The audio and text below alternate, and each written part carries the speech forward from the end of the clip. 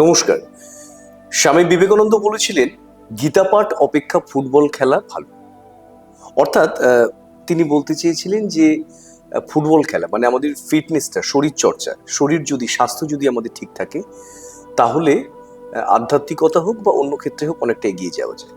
তো এই ফিটনেস ঠিক রাখার জন্য, শরীর চর্চা করার জন্য বর্তমানে জিম খুব জরুরি একটা জায়গা। জিমে ওয়ার্কআউট করা যায়।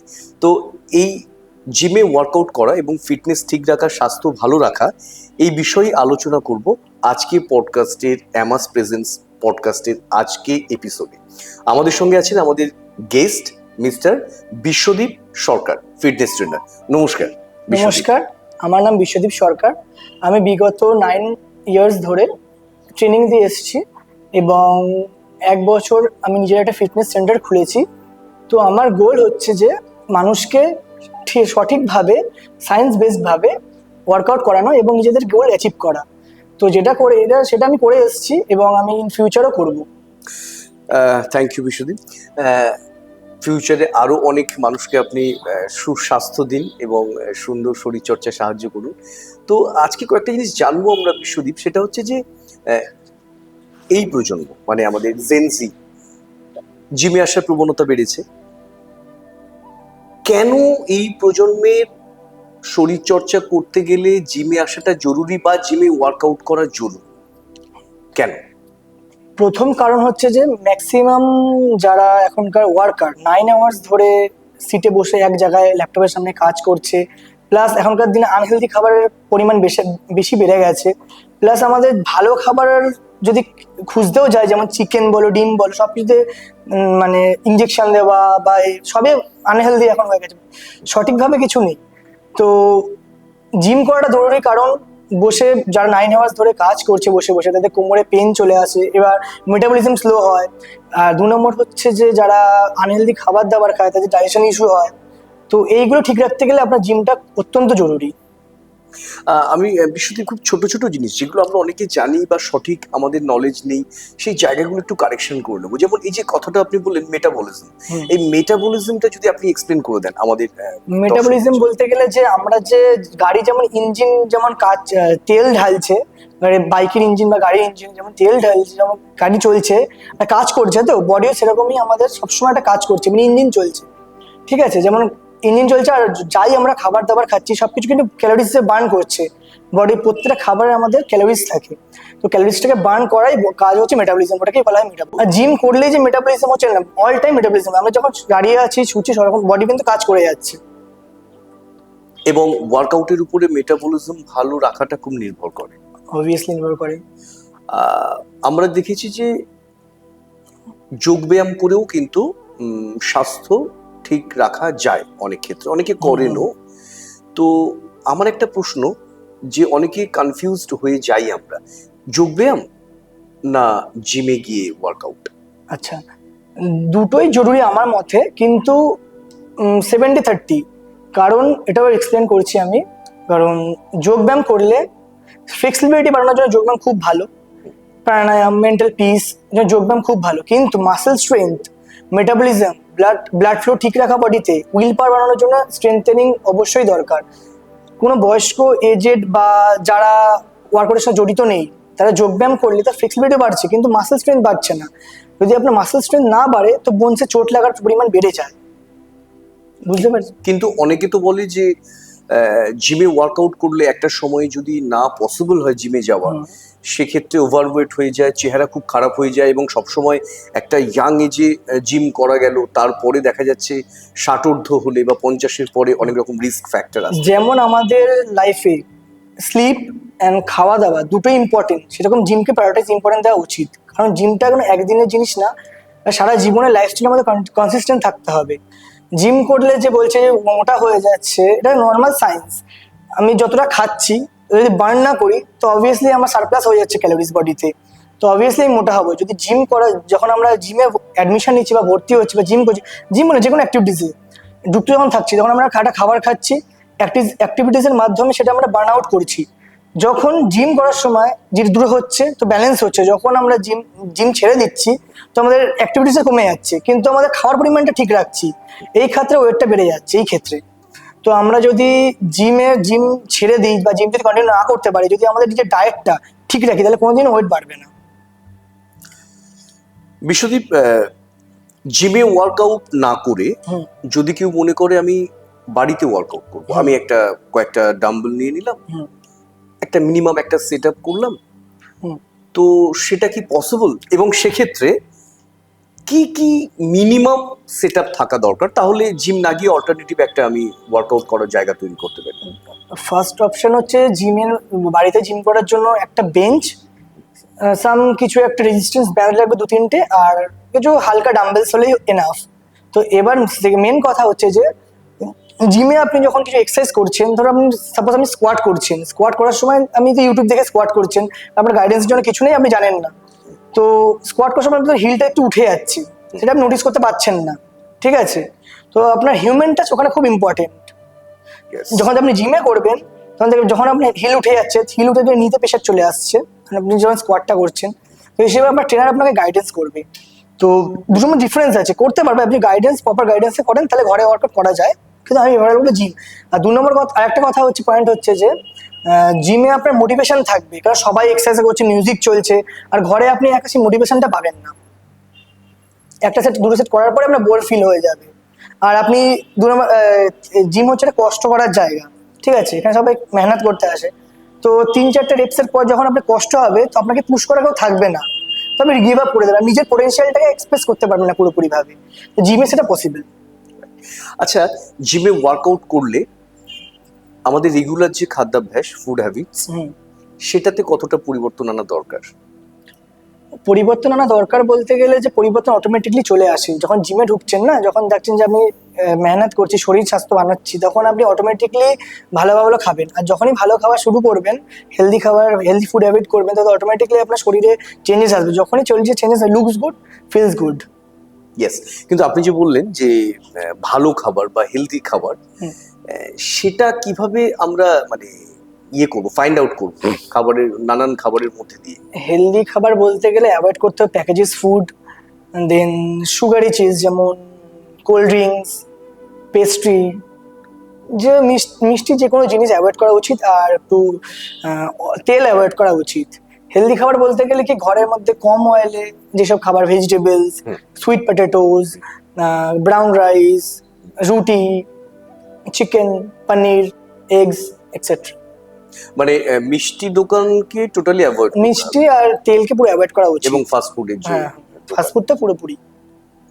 যদি কোনোদিন খাবার ইচ্ছা থাকে, ধরো বাইরে গিয়ে খেতে ইচ্ছা করেছে, ওখানে কোনো ফাস্টফুডের দোকানে না গিয়ে একটা ভুট্টা খেয়ে নিলাম, ছোলা সেদ্ধ খেয়ে নিলাম, রাস্তাঘাটে ঘুগনি পাই, ঘুগনি খেয়ে নিলাম।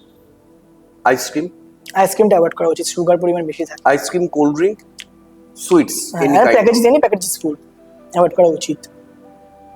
তো আমাদের ভারতীয় খাবার, আমি আরো স্পেসিফিক্যালি বলতে গেলে বাঙালি খাবার, ভাত, ডাল, মাছ। তো এই ভাত, ডাল, মাছ বা আরো কিছু তরি তরকারি, এগুলো খেয়ে কি জিমে ওয়ার্কআউট করা যায়, বা সেটা কি অবশ্যই যায়, পসিবল। ইভেন ভাত খুব তাড়াতাড়ি আমার কাছে ডাইজেস্ট হয়, সিম্পল কার্বস বলা হয় ভাতকে। এবং কেন যাবে না, যদি আপনি প্রপোর্শন ঠিক রাখেন। কোনো ভাত বা রুটি বা যে কোনো জিনিসে কার্বোহাইড্রেট পরিমাণ যদি আপনি বেশি করে নেন, তখন প্রবলেমটা হয়। আপনি যদি কার্বোহাইড্রেটের পরিমাণ 30% নেন এবং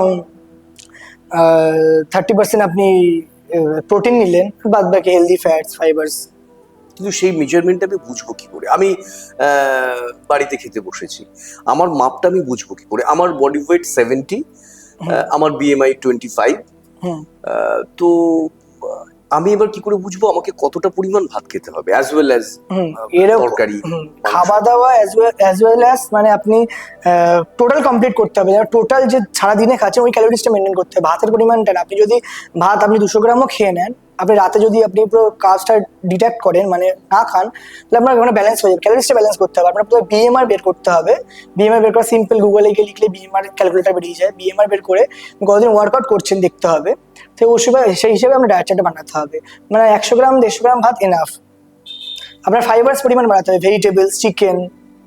আপনাকে ভাত খেয়ে ফুল করলে হবে না, যে খিদে পেয়ে যাবে ভাত খাওয়া বেশি করে। ভাত পরিমাণটা কম করলেন, আপনি সবজি দিয়ে পেট ভরালেন, ফাইবার্স দিয়ে পেট ভরালেন। ইয়েস। তো মিল কটা ইউজুয়ালি হওয়া দরকার ওয়ার্কআউট করার সময়? 3টে মেজর মিল আর বাদ বাকি 2টো snacks enough. Breakfast, lunch and dinner major meal? হ্যাঁ, মাঝখানে মিড মর্নিং অ্যান্ড ইভিনিং একটা ওর লোকে ইভিনিং এ ভুল খাবারটা প্রেফার করেন। ইভিনিং এ আমি বলবো যে 2টো এগ হোয়াইট, বয়েল চানা and black coffee without sugar enough, best option. আচ্ছা, আর ব্রেকফাস্টে কি ধরনের ব্রেকফাস্টে যদি সে ওটস প্রেফার করে খুবই ভালো, ফাইবারস আছে, ফাইবারস বডিটা খুব স্লো ডাইজেস্ট হয়, ইনসুলিন স্পাইক করে না। তো ওটসের সাথে কার্ড পিবা, আর তার সাথে হচ্ছে এগ হোয়াইটস, অমলেট। ওকে ওকে। কিন্তু আমাকে একটা জিনিস বলুন বিশ্বদীপ, বেসিক্যালি এই জেনজি এদের মধ্যে জিমে আসার প্রবণতাটা অনেক বেশি উচ্চ মাধ্যমিক পাশ করার পর কিংবা কলেজ পাশ করার পর। তো তাদের শুরুতে কি ভুলগুলো হয়, মানে ওয়ার্কআউট শুরুতে ভুলগুলো হয় হচ্ছে, ফার্স্ট ভুল করে ওরা প্রথমেই এসে, ফার্স্ট অফ অল ওরা ইনস্টাগ্রাম থেকে ইনফ্লুয়েন্স হয়, সোশ্যাল মিডিয়া ইনফ্লুয়েন্স হয়। হ্যাঁ, তো ওর জায়গায় ইন্সপিরেশন যার থেকে নেয়, সে এত ওয়েট দিয়ে এক্সারসাইজ করছে, সে এরকম করছে, তাকে ভাবতে হবে সেই জায়গাটায় পৌঁছেছে অনেক বছর পরিশ্রম করার পর, অনেক স্যাক্রিফাইস করার পর সেই জায়গাটায় পৌঁছেছে। তো তাকে এমনি ইনফ্লুয়েন্স হওয়া উচিত না, ট্রেনারের কথা শোনা উচিত। আর প্রথমে যেটা ভুল করে হচ্ছে ওভারওয়েট নিয়ে নেয়। মানে আপনি ধরুন আজকে কেউ 5 দিয়ে এক্সারসাইজ শুরু করেছে বিগিনার্স, সে পরের দিনই ফর্ম ভুল হচ্ছে কিন্তু সে 7.5 ইনক্রিজ করে 10 কেজিতে চলে গেল। এই জিনিসগুলো দেখা উচিত, নোটিফাই করা উচিত। তো প্রথমে 5 দিয়ে যেই ফর্ম এক্সারসাইজ করছি আমরা, তুমি যখন কেপেবল হবে তুমি 10 দিয়ে সেম ফর্ম এক্সারসাইজ করবে, তখন তুমি হচ্ছে তুমি কেপেবল 10 টাকা নেওয়ার জন্য, নাহলে চোট লাগার চান্সেস বেশি থাকে। ওয়ার্কআউট করার জন্য সঠিক সময় কোনটা, মর্নিং না ইভিনিং? দেখুন, সঠিক সময় বলে হয় না, লাইফস্টাইলের উপর ডিপেন্ড করছে। মর্নিং এ ওয়ার্কআউট স্টার্ট করলে ফ্রেশ ফিল হয়, কাজ করতে ভালো লাগে, ফ্রেশ ফিল হয়, এনার্জি একটু কম পাওয়া যায়।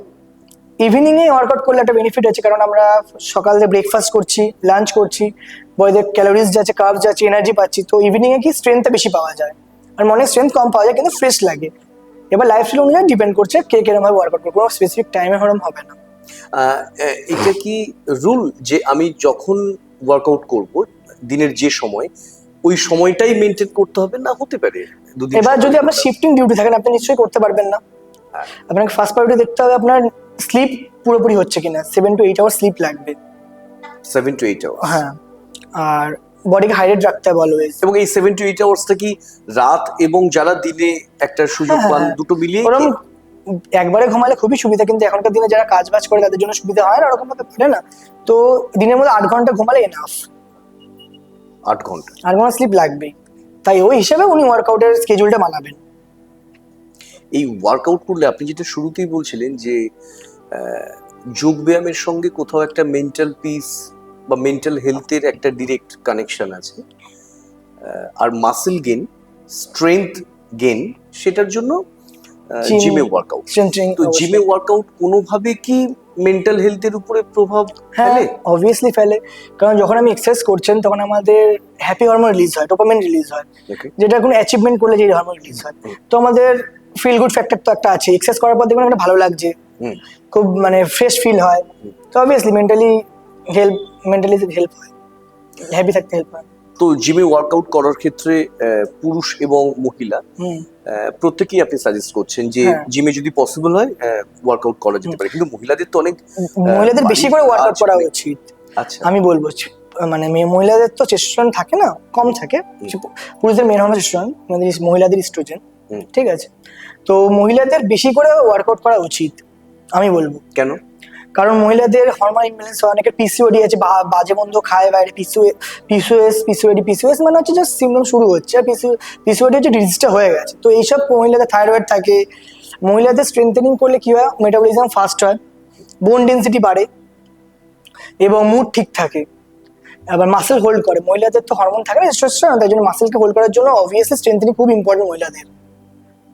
আর মহিলা যেটা বেশি করে থাকে সেটা হচ্ছে কার্ডিও করে থাকে, ভাবছে কার্ডিও করছি আমি, ফ্যাটটা লস হচ্ছে, কিন্তু না, ভুল। কার্ডিও তো আমাদের হার্ট রেট এক্সারসাইজ, হার্ট রেটের জন্য লাঞ্চ ঠিক থাকছে, হার্টটা ঠিক থাকছে, কিন্তু আপনি যখন এক্সারসাইজ স্ট্রেংথেনিং করছেন তখন আপনার মাসেল, বোন ডেন্সিটি দুটোই ঠিক থাকছে। তো মহিলাদের আমি বলবো যে স্ট্রেংথেনিং করা বেশি প্রেফারেবল। বিশ্বদীপ, এখন সোশ্যাল মিডিয়াতে আমরা প্রচুর এক্সপার্ট ওপিনিয়ন দেখি এবং তারা তাদের শরীর বডি দেখাচ্ছেন, তাদের ফিটনেস লেভেল দেখাচ্ছেন, নানা রকম ভিডিও, সেগুলো দেখে অনেকে ইন্সপায়ার হয় এবং অনেকে কিন্তু কনফিউজড হয়ে যায় যে বিভিন্ন ধরনের ভিডিও, তো কোনটা করবো, মনে হচ্ছে আজকে এটা ঠিক লাগছে, আবার মনে হচ্ছে আরেকটা ভিডিও দেখলাম, না ইনি ঠিক বললেন, এটা আমার ক্ষেত্রে ওয়ার্ক করবে, তো এটা আমি শুরু করি। তো এই সমস্ত যে একটা ডাইলেমা তৈরি হয়, একটা কনফিউশন তৈরি হয়, তো সেখান থেকে বেরিয়ে এসে একটা প্রপার গাইডলাইন কিভাবে নিজেরা আমরা তৈরি করব ওয়ার্কআউট করার ক্ষেত্রে। অনেকে দেখছে যে ইনস্টাগ্রামে বা ফেসবুকে দেখছে যে টিপস দিচ্ছে যে এইভাবে 3 মাস করুন এই এক্সারসাইজটা, আমার ফ্যাট লস হবে বা বডি বিল্ডিং হয়ে যাবে, বা এই মাসেলটা গেইন করার জন্য এই এক্সারসাইজটা। তো ভুল কিছু না, তারা তার দিকে ঠিক আছে, কিন্তু বিগিনার্সদের জন্য ওরমভাবে দেখে ইনফ্লুয়েন্স হয়ে এক্সারসাইজটা ওয়ার্কআউট করাটা ঠিক না। কারণ আজ একজন এরম ভাবে বলছে, কাল একজন অন্যরকম ভাবে বলছে, কোনটা ঠিক কোনটা ভুল এটা বিচার কে করবে? ঠিক আছে, এই জন্য ফার্স্ট স্টেপ হচ্ছে তুমি যে জিমে এডমিশন নিয়েছো বা যেখানে এক্সারসাইজ করছো, কোচের আন্ডারে গাইডেন্সে সে কি বলছে দেখো, সে তোমার বুঝে বডি টাইপটা কি, তার তোমার কোনটা সুবিধা। তোমার লোয়ার ব্যাকে পেন আছে, তোমাকে ধরো ইনস্টাগ্রামে দেখলে বারবেলটা করুন, আপনার ব্যাক মাসেলটা খুব ভালো হবে বা গ্রো করবে। তো তোমার L3 বা L5-এ আপনার পেন আছে বা কোনো কারণে লেগেছে, তো আমি বারবেলটা করতে অবভিয়াসলি আপনার লাগবে। তোর জায়গায় যে অল্টারনেটিভ এক্সারসাইজ আছে সেগুলো আপনার কোচ ছাড়া কেউ ভালো বলতে পারবে না, আপনাকে কোচই একমাত্র আপনাকে ভালোভাবে চিনবে, যে বোঝাতে পারবে যে এটা আপনার জন্য প্রেফারেবল, ওটা না, ওটা ভুল।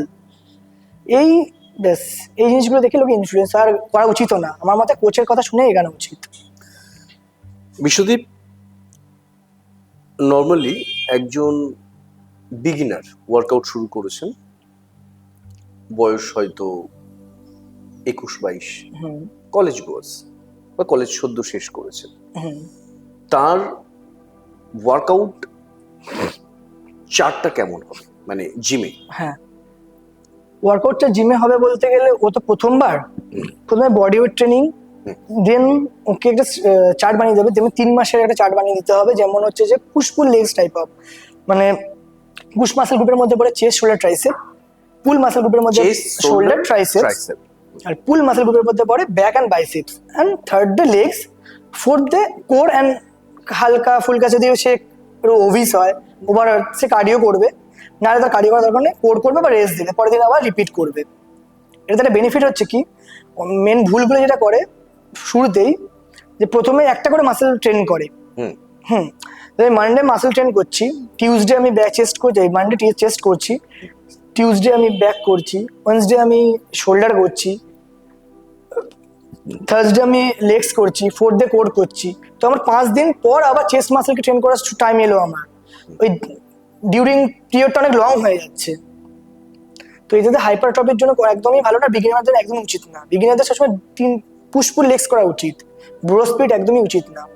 তাতে কি হচ্ছে, পুশপুল লেগস করলে কি হচ্ছে, আমার 3 দিন পর আবার চেস্ট ট্রেন করতে পারছি আমরা, বুঝতে পারছেন, আবার 2 দিন আবার তারপরের দিন আমি ব্যাক ট্রেন করতে পারছি, মানে সপ্তাহে আমার 2বার করে মাসেল ট্রেন হচ্ছে। যত বেশি ফাইবার ছিঁড়ছে তত বেশি গ্রো করছে। ডেইলি ওয়ার্কআউট শিডিউলটা মানে ডিউরেশনটা কত থাকা উচিত মোটামুটি মডারেট? বিগিনারদের জন্য 45 to 1 hours, ইন্টারমিডিয়েটের জন্য 1 hour 20 minutes এনাফ। আচ্ছা, আপনি যে বলছিলেন কার্ডিও করতে হবে যারা একটু ওভারওয়েট তাদের জন্য, এই স্ট্রেংথ ট্রেনিং আর কার্ডিও এই দুটো ডিফারেন্সটা কি এবং কোনটা কাদের জন্য অ্যাপ্লিকেবল? দেখুন, ডিফারেন্সটা হচ্ছে যারা একদম স্কিনি, একটু মোর বডি টাইপ, মানে একদম হার্ড গেনার, একদম রোগা স্কিনি, তাদের জন্য কার্ডিও দরকারই পড়বে না। তাদের স্ট্রেংথেনিং কম্পাউন্ড মুভমেন্ট বেশি করতে হবে, compound movement like squat, barbell bench press, military press, barbell row, under guidance যদিও বা ডেডলিফট করতে হলে আন্ডার গাইডেন্স, ঠিক আছে, কম্পাউন্ড মুভমেন্ট বেশি করতে হবে।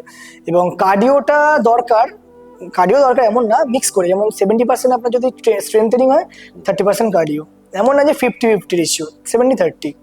কার্ডিও তো করলে কি হয়, আপনার হার্ট রেট ভালো থাকে, ফ্যাট লস করতে সাহায্য হয়, কিন্তু কার্ডিওর থেকে আপনার স্ট্রেংথেনিং বেশি ফ্যাট লস করতে সাহায্য হবে।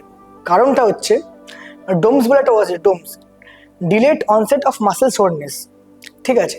এটা হচ্ছে যে আমরা স্ট্রেংথেনিং করছি, যখন আমাদের ফাইবারসগুলো বার্ন হয়, ছিঁড়ছে, জিমে যখন এসছি আমরা, আমাদের জিমে কিন্তু আমরা মানে মাসেলগুলো ডিস্ট্রয় করছি, কিন্তু বিল্ড কোথায়, কিচেনে বিল্ড হয়, খাওয়া দাওয়া রেস্টে বিল্ড হচ্ছে, জিমে কিন্তু বিল্ড হচ্ছে না। আমি যে অনেকগুলো এক্সারসাইজ করছি, পাম্প করছে, লোকের যার বডিটা হয়ে গেল, কিন্তু না, ওটা ব্লাড সার্কুলেশনটা বাড়ছে বলে আপনার ফোলা লাগছে, আর মাসেল কিন্তু কিছু গেন হচ্ছে না, জিমে আপনি যতই বেশি পাম্প খাবার খাবেন মাসেলগুলো ছিঁড়ছে আপনার, ঠিক আছে? তো ওটাকে রিকভারি করার জন্য আপনার রেস্ট অ্যান্ড খাওয়া দাওয়াটা ইম্পর্টেন্ট, প্রোটিন ইম্পর্টেন্ট এবং রেস্ট। আর যেটা বলছিলাম যে ফ্যাট লসটা বললাম যে স্ট্রেংথের কেন বেনিফিট, আপনার মাসেলটা বার্ন ছিঁড়ছে যখন টিয়ার হচ্ছে তখন ঘরে যাচ্ছে আফটার রেস্ট পিরিয়ড, ওটাকে বিল্ড করার জন্য বডি মেটাবলাইজ করছে, বডির সময় কাজ করছে, বডি একটা কাজ পেয়েছে যে ওটাকে বিল্ড করতে হবে, ঠিক করতে হবে, ছিঁড়ে গেছে ওটা। আমাদের অটোমেটিক হিলিং সিস্টেম আছে বডিতে, কেটে গেলে অটোমেটিকলি ঠিক হয়ে যায় কিছুদিন পর, ওরকমই মাসেলের ওটা টিয়ার হচ্ছে, তো ওটাকে কাজ করছে, যখন তুমি কাজ করছো তখন ক্যালোরিজ বার্ন হচ্ছে। তো রেস্ট পিরিয়ডে আমাদের ক্যালোরিজ বার্ন হচ্ছে, কিন্তু কার্ডিও করলে আমাদের রেস্ট পিরিয়ডে ক্যালোরিজ বার্ন হচ্ছে না।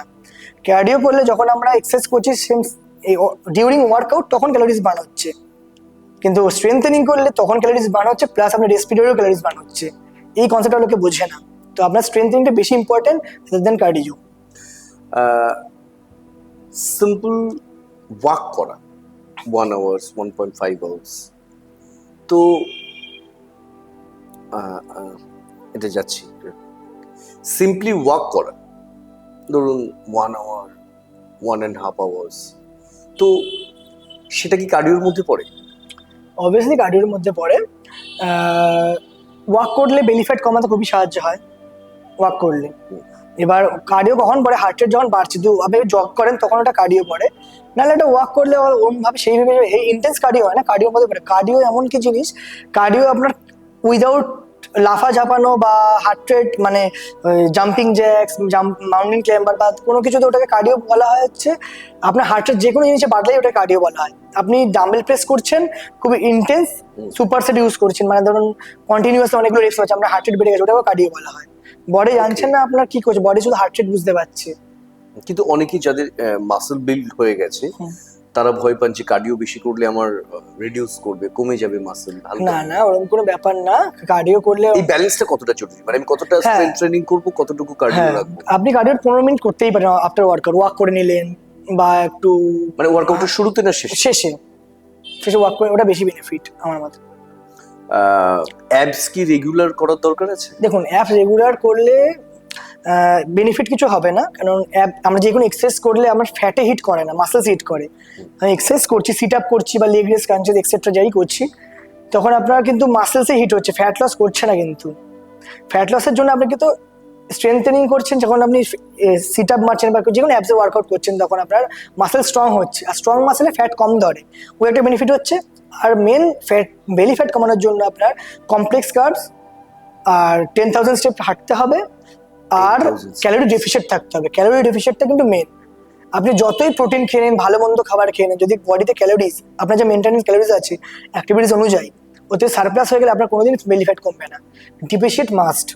আপনার এক্সাম্পল, আপনার ধরুন বডি 1500 ক্যালোরিজ বিএমআর, আপনার 1500 ক্যালোরিজ খেতে হবে সারাদিনে ওয়ার্কআউট করে, তো আপনাকে করতে হবে কি তার থেকে 300 ক্যালোরিজ কম খান, না 1200 খেলেন, তাহলেই আপনার বেলি ফ্যাট কমবে বা ফ্যাট লস হতে হেল্প করবে। আর প্রোটিনটা একটু বাড়াতে হবে। গেইন করার ক্ষেত্রে সিম্পল সেম উল্টোটাই, যেমন আপনাকে ক্যালোরি সারপ্লাস করতে হবে, আপনার মেনটেন্স ক্যালোরি 1500, আপনাকে 400-500 এক্সট্রা ক্যালোরিজ খেতে হবে। এবার ক্যালোরিজ অনেক আছে জাঙ্ক ফুড, মানে বাজে বাজে খাবার দিকে ক্যালোরিজটাকে বাড়ায়। তোমাকে কমপ্লেক্স কার্বস, ভালো ভালো খাবার, হেলদি ভেজিটেবলস, প্রোটিন, এই দিক থেকে ক্যালোরিজটা ইনক্রিজ করতে হবে। এই না আপনি অনেক অনেক ভাত খেয়ে নিলেন, ক্যালোরিজ বাড়লাম, ওটা কি হবে, আপনার মাসেল বিল্ড হবে না, ফ্যাট মোটাপা হয়ে যাবে। আচ্ছা, আমি ওয়ার্কআউট করছি, রেজাল্টও পাচ্ছি, একটা প্রপার ফুড হ্যাবিটের মধ্যে আছি, তো সপ্তাহে একবার কি দুবার একটু চিট মিল বা একটু আউটিং এ গিয়ে একটু খাবার, সেটা কি অবশ্যই পসিবল। আমার মতে সেটা কি ধরনের খাবার? হ্যাঁ, অবশ্যই পসিবল। বাইরে গেলে যেমন সাবওয়েতে যে স্টেক আছে, সিজলার, এসব হেলদি খাবার চুজ করতে হবে, প্রোটিন জাতীয় খাবার। জাঙ্ক ফুড খেলেও আপনাকে কি করতে হবে, ক্যালোরিজটা মেনটেন করে খেতে হবে। নেক্সট দিন ক্যালোরিজটাকে ঠিক ডিটেক্ট করতে হবে যে আপনি আজকে ধরুন 300 ক্যালোরি এক্সট্রা খেয়েছেন, পরের দিন 300 ক্যালোরি কাট করবো। কিভাবে কাট করবো, অ্যাক্টিভিটিস বাড়িয়ে দিলেন আপনি পরের দিনে, আপনি 8 ঘন্টা ওয়ার্কআউট করছেন, আর ওই দিন ধরে ওয়াক করার কিছু কথা ছিল না, আপনি ধরে 8 ঘন্টা এক্সট্রা হেঁটে নিলেন। আচ্ছা, বা আপনি ভাতটার প্রপোর্শন কমিয়ে দিলেন, কারণ ইন টোটাল 7 ডেজ যখন কাউন্ট হবে তখন ক্যালোরিজটা আমার সেম রাখতে হবে। আমার গরম পড়ছে, তো এই সময় আমরা ড্রিঙ্কস সবাই নিই, হাতের কাছে যা পাই গরমের মধ্যে, ঠান্ডা কিছু একটা ফ্রিজ থেকে নিলেই হলো। তো সেটার মধ্যে যদি আমরা একটু সতর্ক থাকি এবং কি ধরনের ড্রিঙ্কস আমার নেওয়া উচিত আমাদের? কোল্ড ড্রিঙ্কস জাতীয় কোনো খাবারই মানে কোনো ড্রিঙ্কসই নেওয়া উচিত না। কোল্ড ড্রিঙ্কস জাতীয়, সুগারি আর প্যাকেজিং ফুড একদমই অ্যাভয়েড করা উচিত। ড্রিঙ্কস বলতে লস্যি, বেলপানা এটসেট্রা হ্যাঁ, যেগুলো লস্যি আমাদের, খেতে পারেন, কিন্তু ঘরোয়া হতে হবে। প্যাকেজিং আচ্ছা। ফুড অ্যাভয়েড করা উচিত একদমই। ফ্রুট জুস, ফ্রুট জুস একদমই অ্যাভয়েড করা উচিত, সুগার ইনটেক বাড়িয়ে দেয়। প্যাকেজিং ফুড, ঘরের জুস খেতে পারেন, ঘরে বানিয়ে খেতে পারেন। ঘরের জুস। হ্যাঁ হ্যাঁ, কিন্তু এবার যদি কেউ ওবিস থাকে হুম। তার জন্য আমি বলবো যে গোটা ফলটা খাওয়াই বেশি বেটার। Apple, guava. আচ্ছা, আদার দেন জুস। হ্যাঁ, জুস। অনেক ইয়াং গাই, তারা দেখা যায় কিছুদিন ওয়ার্কআউট করলো, ট্রান্সফরমেশন শুরু হয়ে গেছে এবং তারপর তারা একটু তাড়াহুড়ো করতে চায়, স্টেরয়েড নিতে চায় অনেক সময়। তো স্টেরয়েড বিষয়টা কি এবং ব্যবহারটা একটু যদি আপনি বুঝিয়ে বলেন। স্টেরয়েড বলতে গেলে যারা বডি বিল্ডিং করছে, মানে প্রফেশনাল ভাবে যারা স্টেজে পারফর্ম করে, তাদের জন্য স্টেরয়েড ঠিক আছে। তারা স্টেরয়েড ছাড়া করে না পারফরমেন্স, তাদের যারা স্টেরয়েড নেয়। আর যারা নর্মাল মানুষ যারা জিম করে ফিটনেসটাকে বজায় রাখার জন্য, তাদের আমি বলবো স্টেরয়েডটা একদমই উচিত না নেওয়া, আনহেলদি। কারণ স্টেরয়েডের অনেক পরবর্তীকালে অনেক কমপ্লিকেশন দেখা যায়। আচ্ছা, হ্যাঁ, যেমন লিভার প্রবলেম, হার্টের প্রবলেম, অনেক রকমের প্রবলেম দেখা যায়। কিন্তু বলে যে স্পিসিটি করে সব ঠিকঠাক হয়ে যায়, বাট ন্যাচারালের থেকে তো ভালো কিছু হতে পারে না। তো স্টেরয়েড তাদেরই নেওয়া উচিত যারা প্রফেশনাল বডি বিল্ডিং করে, তাদের জন্য। বিশ্বদীপ, আমরা ভেরি রিসেন্ট টাইমে দেখছি জিমে ওয়ার্কআউট করতে করতে কিংবা ওয়ার্কআউট করার পরে অনেকগুলো দুর্ঘটনা ঘটেছে এবং দুর্ঘটনাগুলো যাদের ঘটেছে তারা কিন্তু ওয়েল ইন কি বলবো ওয়ার্কআউট অনেকদিন ফিটনেস অনেক দিন ধরে আছে। তো সেখানে তারা অনেক, তাদের দারুণ স্বাস্থ্য, দারুণ তাদের ডিসিপ্লিন, এবং সেক্ষেত্রে যে এই দুর্ঘটনাগুলো ঘটছে এটা তো একটু প্যানিক করেই বিগিনারদের, না, যারা শুরু করতে চাইছে। তো অনেক রকম মিসকনসেপশনও বাজারে চলে। তো এই জায়গায় আপনার কি মেসেজ থাকবে? আমার মেসেজ একটাই থাকবে যে জিমে ওরম ভাবে তো সচরাচর আমি যে 9 বছর ধরে ট্রেনিং করাচ্ছি, আমার সাথে আমার জিমে বা যেখানে ট্রেনিং করিয়েও এসেছি, ওরকম কোনো সচরাচর কিছু হয়নি। তো যারা যারা হয়েছে তারা নিশ্চয়ই মানে তার আগে কিছু ইনটক্সিকেটেড ছিল বা হ্যাঁ কিছু ছিল, বা কোনো ড্রাগস নিয়েছিল আগে হয়তো, বা কোনো অ্যালকোহল জাতীয় কিছু আগে নিয়েছিল, তারপরে ওয়ার্কআউট করে চলে এসছে। নর্মালি ঘটনা ঘটে না যদি ইনটক্সিকেটেড না থাকে। আচ্ছা, অনেকের ধারণা আছে, আমি বলতে শুনেছি যে অ্যালকোহল অসুবিধে নেই কোনো, কনজিউম করছেন অ্যালকোহল, আমি তো পরের দিন জিমে গিয়ে ওয়ার্কআউট করবো, ব্যালেন্স হয়ে যাবে, বা আমি কার্ডিও তো করি, আমি স্মোক করছি, এরকম কিন্তু অনেকে একটা ধারণা আছে, মজা করেই হোক বা এমনি, আমি বলতে শুনেছি। আপনি কি বলবেন? অ্যালকোহল নেশার কোনো জিনিসই ভালো না, স্মোকিং বল অ্যালকোহল বল, মানে ওয়ার্কআউটের সঙ্গে নেশা না। চলতে পারে না, কোনোদিন চলতে পারে না। অনেক দেখা যায় যে 18-19 বছরের যারা নতুন ওয়ার্কআউট শুরু করছে জিমে, তারা অনেকে মাস্টারবেশন করে। তো মাস্টারবেশন করার পরে তারা ওয়ার্কআউট করে, তো এটা কি মানে কতটা যুক্তিযুক্ত, বা এটা বিষয়ে যদি একটু ক্লিয়ার ভিউ আপনি দেন। হ্যাঁ, মাস্টারবেশনের সাথে ওয়ার্কআউটের কোনো লিঙ্ক নেই। মাস্টারবেশন পুরোটাই হরমোনাল, নিজের ম্যান টু ম্যান ডিপেন্ড করে, কার কিরকম সেক্স ড্রাইভের উপর ডিপেন্ড করে। তো মাস্টারবেশন করলে যে অনেকে ভাবে যে টেস্টোস্টেরন ইম্প্যাক্ট করছে বা টেস্টোস্টেরন কমে যাচ্ছে, পুরোটাই মিথ, ওরকম কিছুই হয় না। মাস্টারবেশন করতেই পারে, ওটা নিজের পার্সোনাল ব্যাপার। তো সপ্তাহে 2 থেকে 3 বার করতেই পারে যাদের নর্মাল, কিন্তু এক্সারসাইজের সাথে মাস্টারবেশনের কোনো লিঙ্ক আপ নেই। কিন্তু হ্যাঁ, এক্সারসাইজের আগে যদি মাস্টারবেশন করে এক্সারসাইজ করতে হয় তাহলে লেজি ফিল হয়, ড্রাইভ কমে যায়, আর কিছু না। তার মানে আমরা সত্যি বুঝতে পারছি বিশ্বদীপ যে এই যে ওয়ার্কআউট করে নিজের শরীরচর্চা করে নিজের সুন্দর সুস্বাস্থ্য বজায় রাখা, এটা কোনো ওভারনাইট কোনো সাকসেস পাওয়ার মতো গল্পের কোনো বিষয় নয়। এটা হচ্ছে একটা নিয়মিত চর্চা, সাধনা, একটা গাইডেন্সের আন্ডারে নিজেকে এগিয়ে নিয়ে যাওয়া, ডিসিপ্লিন, সুন্দর খাদ্যাভ্যাস, ভালো জীবনযাত্রা, ভালো মানে যেগুলো পজিটিভ, যেগুলো করা প্রয়োজন সেগুলো, এবং তার ফলে নিজেকে সুস্থ স্বাভাবিক রাখাই যায়। শেষ প্রশ্ন বিশ্বদীপ, হুম। জেনজি হুম। এই প্রজন্মকে হুম। ভালো থাকতে, সুস্বাস্থ্য বজায় রাখতে আপনার কি মেসেজ? আমার মেসেজ একটাই থাকবে যে সবাই যেন নিজেকে কোনো অ্যাক্টিভিটিসের সাথে যুক্ত রাখে, আর ঠিকঠাকভাবে ডায়েটটা ফলো রাখে, যেমন বাইরের খাবার, ফাস্টফুড, কোল্ড ড্রিঙ্কস এক্সেট্রা না খায়, আর 10,000 স্টেপ যেন ডেলি হাঁটাচলা করে। সিঁড়ি ব্যবহার করা বেশি জরুরি, বা যাদের নি প্রবলেম থাকে তাদের একদমই উচিত না করা। ইভিনিংয়ে চলুন, ইভিনিংয়ে না হলে মর্নিং ওয়াকে যান, না হলে জিমে ভর্তি হন, তাহলে সুইমিং করুন, খেলাধুলার সাথে যুক্ত থাকুন, কিছু একটা করুন। যদি সারা জীবন কাজ করে যান তো আপনার ঠিকভাবে আপনি নিজেকে সঠিকভাবে সুস্থ রাখতে পারবেন না। এইসবের সাথে যুক্ত থাকলে কি হবে, আপনার বডি ফিট থাকবে। এমন না যে আপনি জিমই করতে হবে, যে প্রেফার করবেন জিম স্ট্রেংথেনিং করা। স্ট্রেংথেনিং যদি নাও করতে পারেন, আউটডোর গেম অনেক কিছু হয়, সেগুলোর সাথে যুক্ত থাকুন। আর ডায়েটটা ঠিক রাখতে হবে, আর কি আর হচ্ছে যে জল ঠিকঠাক করে খাবেন, আর প্রপার স্লিপ নিতে হবে, লাইফটাকে ডিসিপ্লিন রাখবেন, ব্যাস। অ্যামা স্টুডিওর এই পডকাস্টে সময় দেওয়ার জন্য অসংখ্য ধন্যবাদ বিশ্বদীপ আপনাকে। আর আমরা এই যে সেশনে আজকে যে আলোচনা করলাম, আমি জানি অনেকেরই মোটিভেশন আসবে, মোটিভেশন পাবেন, কিন্তু চ্যালেঞ্জ কোথায় জানেন? সেই মোটিভেশনটাকে ধরে রাখা। আমরা সাময়িক অনেক সময় অনেক গেস্ট যারা যা বলেন সেগুলোর পিছনে তো তাদের অত্যন্ত অধ্যাবসায় এবং একটা নিয়মিত চর্চা আছে, সেখান থেকেই তারা এই বিষয়গুলো বলেন।